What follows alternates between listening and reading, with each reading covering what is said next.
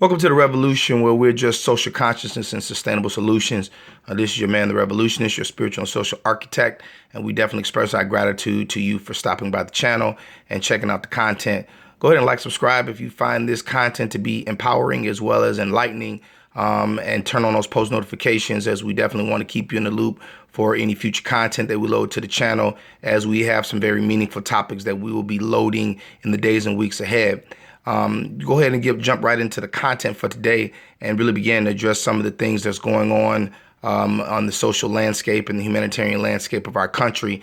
I want to start by saying that this content and this information that we're going to discuss today is in no way an adversarial attack on the tremendous work that has already taken place by MSD students and their collective partners.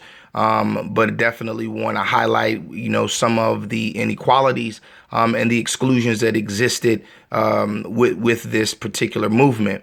And for those of you that don't know, the MSD students are the students from Marjory Stone Douglas High School in Parkland, Florida, and they were the survivors, and they started a movement called the March for Our Lives that garnered hundreds of thousands of people in Washington D.C. As a result of an individual coming into their school armed with the assault style rifles and claiming the lives of 17 individuals, majority of those which were students.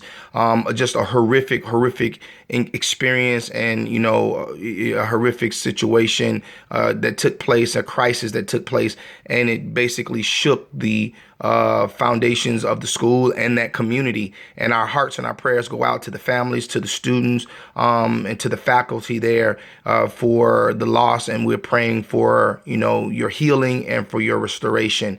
But with that being said, I want to kind of address some of the things that are more pressing and more weightier regarding and surrounding diversity and inclusion, and the equality aspect of what transpired.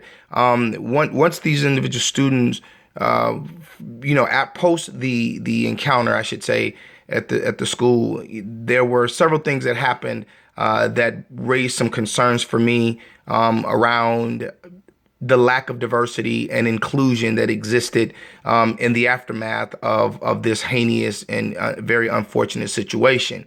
The students began to, naturally the media was there, and they began to give interviews and began to give their versions and their truths as it relates to what happened and how that affected them. Strangely enough, none of the African-American students were afforded that opportunity. The media did not seek out, or if they did seek out, they were not successful in securing interviews. And I'm sure that African-American students would have been more than willing to give their truth had they been pursued. But they were not given the opportunity to have a voice regarding, their truths and their experience in this situation. To further that, that point is that after the media outlets and the magazines and that began took the interviews from the students, you will also find that Time Magazine did a cover story, and 5 of the students from that high school were on the cover of Time Magazine. To add further concern, none of the faces on the front of Time Magazine were black faces. There was a Latina, and then the rest of the students, I'm going to assume, are Caucasian. But there were no black faces on the cover of Time Magazine. When this was addressed, it was addressed stating that there were not enough inclusion of black students. And mind you, my data shows me that 25% of this high school has minorities. Of that 25%, 11% of those minorities are black. And so to have such an overt exclusion of diversity and inclusion regarding this situation, it further raises the concern and raises the issue of the lack of equality and the gross disregard of certain socioeconomic and social classes of people, even in crisis, even when there is a crisis, which is the reason why the title of this is called In Crisis, Inequality. If there's ever a time where there should be shown equality and, genuine and equal concern for the human life, you would think that it would be when there is a crisis situation. But no, even when there's a crisis, you can draw the line in the sand and clearly show where there is a difference displayed between the interest of getting the story and the experience of white students in white America versus the stories of black students in black America. And so this is very, very concerning for me. I understand that after, at the March for Our Lives, that they were invited to share the stage, with their fellow students. But again, this is after the fact, after the interviews have taken place, after the photo op for Time Magazine had already passed. And yet there was still, then they were given the opportunity to come on stage and be able to have a voice. But that is such a reoccurring, unacceptable, and implausible display of disregard. It's always after the fact that our, urban students are considered the least after the fact. And it's time for us to begin to, to speak to those truths and begin to address those truths. And my issue here is very much in alignment with the fact that, I understand that, until our reality as minorities becomes the reality of the majority, the plight of urban America is never really considered. And that's where we have to really begin to address the issues of what can be done to change this reality. We have to make sure that the plight of urban America remains in the forefront of the minds and in the forefront of our country's concerns.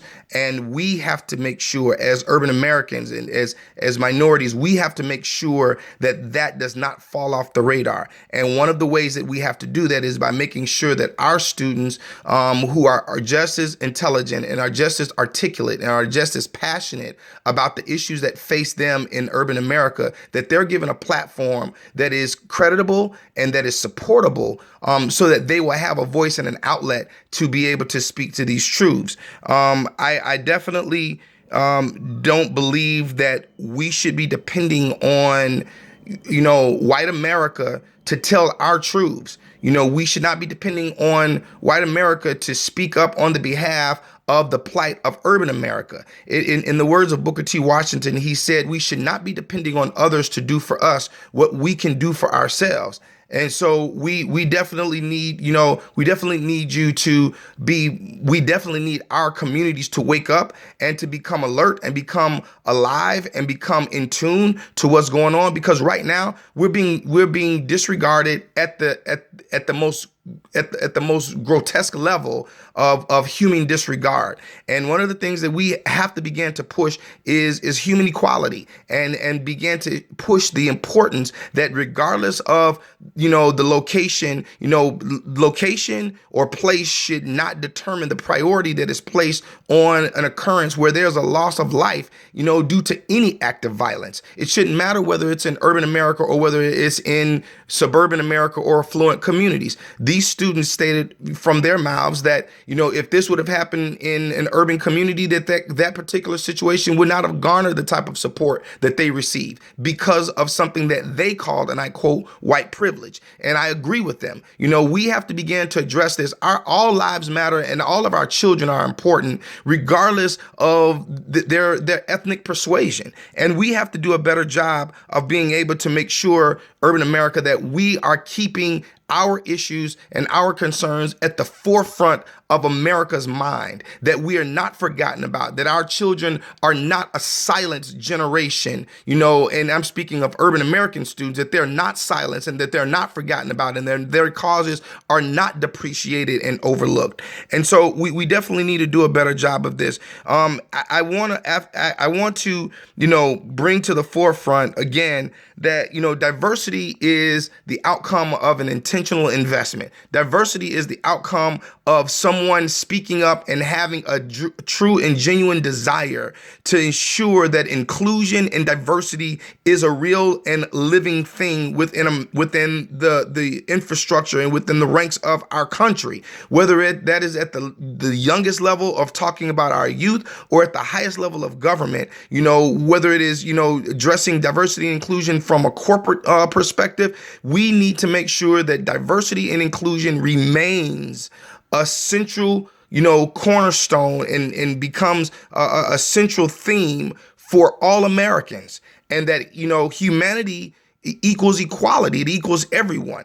And so we should be pushing that agenda, making sure that we're speaking to that and speaking to those truths. I am very concerned about this. This is something that we need to address. We need to make sure that we're giving a platform and a sustainable and a credible platform for our urban youth to have a voice, and that they should not be depending on other students to do for them what they can do for themselves. And that is to be able to speak to their truths with all, with the greatest amount of respect. We are heartbroken and our heart bleeds as a result of what happened in Parkland. But the students in Parkland had a one-off situation, whereas our students live the life, in fear of gun violence on a daily and routine basis. And for them not to have a voice and for them not to have the opportunity to be able to speak to their truths is a grotesque disregard of humanity. Lastly, just to prove this point even further, what I spoke earlier regarding, until the reality of the minority becomes the reality of the majority, it never really reaches the foundation or the core concern of America. And to that point, it's just like with the opioid epidemic. Now the opioid, problem in America has become and branded as an epidemic. But we've been in urban America have been dealing with the opioid issue for decades and decades, dating as far back as when, our soldiers came home from the Vietnam War. They were struggling with the heroin addictions, and it has only gotten progressively worse since then. But the reality of it is it was only affecting urban America. And so therefore, because it was only affecting urban America, then white America was not concerned about this issue. Now that it is infiltrating the ranks of white America, it's been branded as an epidemic. I'm sorry, but opioids has been an epidemic, and we have been dying by the hundreds and the thousands as a result of this drug infiltrating the ranks of our communities. And so it is now time for us, urban America, to wake up, to be able to create and develop processes and platforms that are going to allow us for our voices to be heard and for our children to be catapulted to the forefront of the minds of America,